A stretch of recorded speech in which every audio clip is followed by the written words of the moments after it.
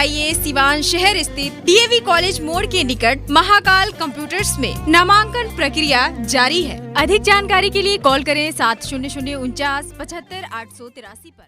नमस्कार, आप देख रहे हैं श्री नारद मीडिया। राजद नेता व प्रतिपक्ष के नेता तेजस्वी यादव ने रविवार को इंडिगो एयरलाइंस के पटना एयरपोर्ट हेड रुपेश सिंह के परिजनों से मिलकर सांत्वना दिया।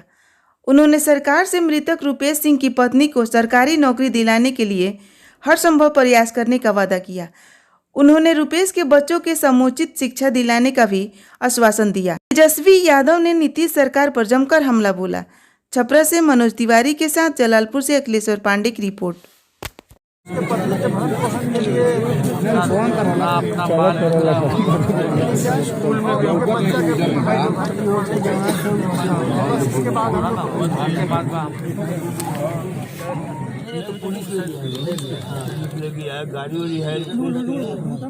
गाड़ी में शास्त्री नगर थाना में पड़ा हुआ या यही करिए कि मतलब उसका संसार जो तो देखिए मेन संसार में जो होता है वो तो चला ही, लेकिन मान लीजिए कि थोड़ा सा हम सुने न रहा हूँ हम एगो समझता है रुपये सवार बढ़ गए समझने की ना घर परिवार के लोग बानी। अब इतने लोग के घेरेंगे हम लोग सरकार के हर तरीके से, और हमसे जितना होगा कहीं ना जगह पे लगवा देंगे। हम लोग क्या स्कूल में हमको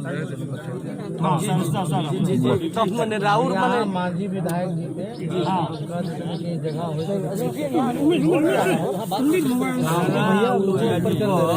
राहुल भक्त थे वो आपका एकदम हमारे तो कलेजा चल गया, लेकिन अब एगो रुआ बने हमनी के कलेजा मैंने हम तो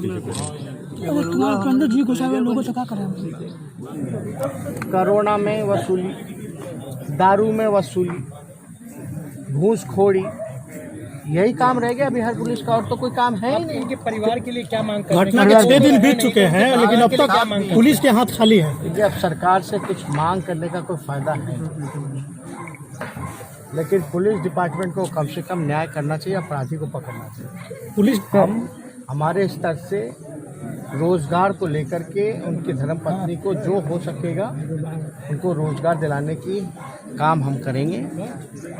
जहां एडजस्टमेंट हो जाए, अपने जो संपर्क हैं या जितना हमसे हमारी क्षमता है कोशिश करेंगे कि उनको नौकरी मिल जाए, ताकि आगे बच्चों का जीवन जो है वो सुरक्षित।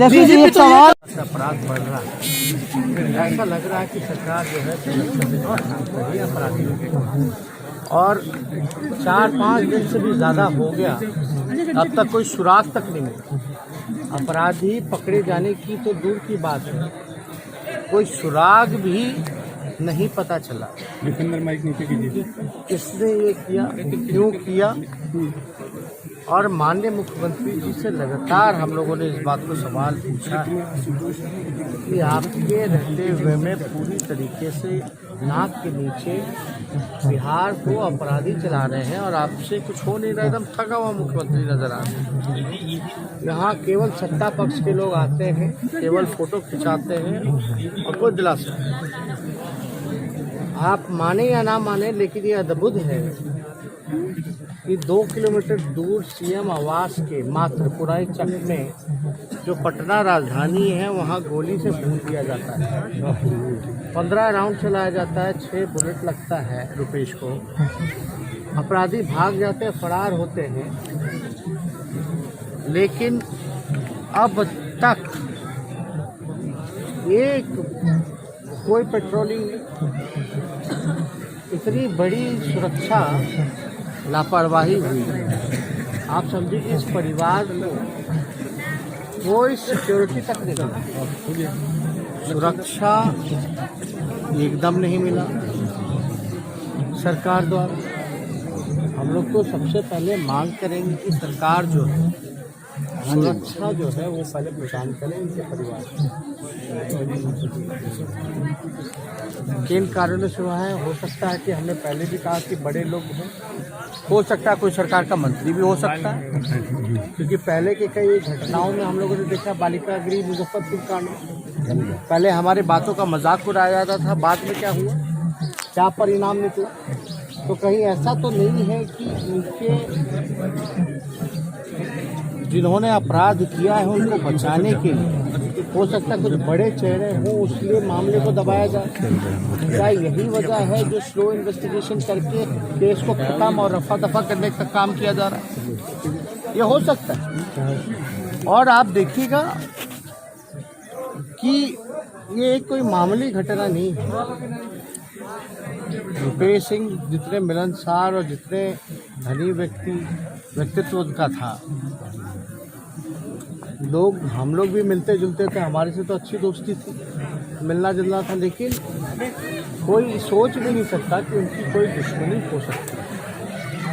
अब बच्चे हैं छोटे, उनका फ्यूचर सिक्योर कैसे हो? पिता के रहने के बाद तो सिक्योरिटी रहती है, लेकिन अब ऐसी हालात में बड़ा मुश्किल दौर से ये परिवार गुजर रहा है। और बार बार छोटी बच्ची जो है, बेटा जो है 4 साल का, वो भी कह रहा है कि भाई बिहार पुलिस पर उनको विश्वास नहीं है, जांच सीबीआई की होनी चाहिए। और सीबीआई जांच हो, साथ में कोर्ट मॉनिटर्ड द्वारा जांच हो, यानी कोर्ट के निगरानी में, हाई कोर्ट के निगरानी में सीबीआई जांच होनी चाहिए। बिहार में जो है तांडव हम लोगों को देखने को मिल रहा है और सरकार जो है पूरी तरीके से फेल हो चुकी है लॉ एंड ऑर्डर के मामले पर लेकर। एनसीआरबी के आंकड़ों में भी अगर आप देखें तो लगातार जो है रेप हो, बलात्कार, आपका हत्या, अपहरण जैसे घटनाओं में बिहार दूसरे तीसरे राज्य गिना जा रहा है। ये मेरे आंकड़े नहीं बल्कि एनसीआरबी के आंकड़े। रुपेश एक भला व्यक्ति था, हमारी अच्छी उससे जान पहचान थी और मिलनसार, और ऐसा लगता ही नहीं था कि उसकी कोई दुश्मनी हो सकती है। अद्भुत है कि सीएम आवास से 2 किलोमीटर दूर पुनाई चक में है, जो केवल 9 से 10 मिनट का रास्ता है सीएम आवास से। उसे सरेआम जो है पटना राजधानी में भून दिया जाता है।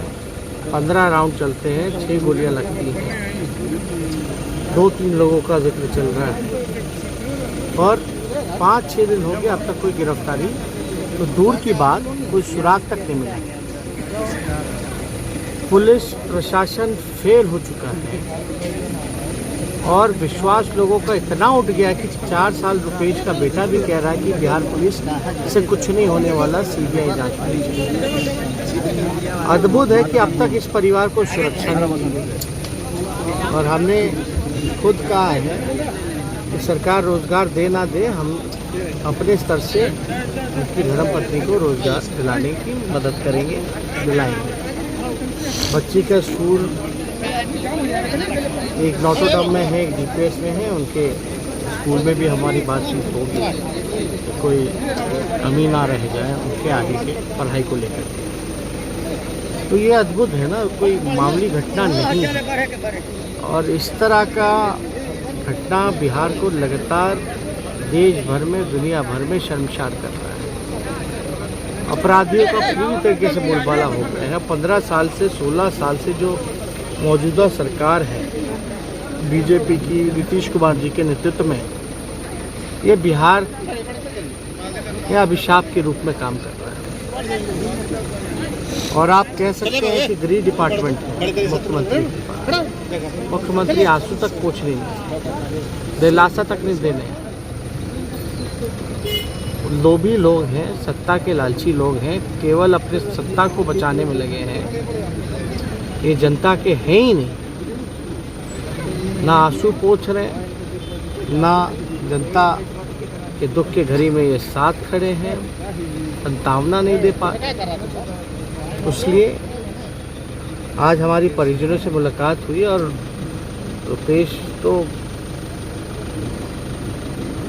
बड़ा हंसमुख व्यक्ति था और सब लोगों की मदद करता था, समाज में भी सेवा करता था। हम लोग तो चाहते हैं कि जल्द से जल्द अपराधी पकड़ा जाए और विधानसभा खुलेगा तो हम लोग जो है अपने बल जो है और जो दबाव सरकार पे डालना हो वो डालें। चलिए।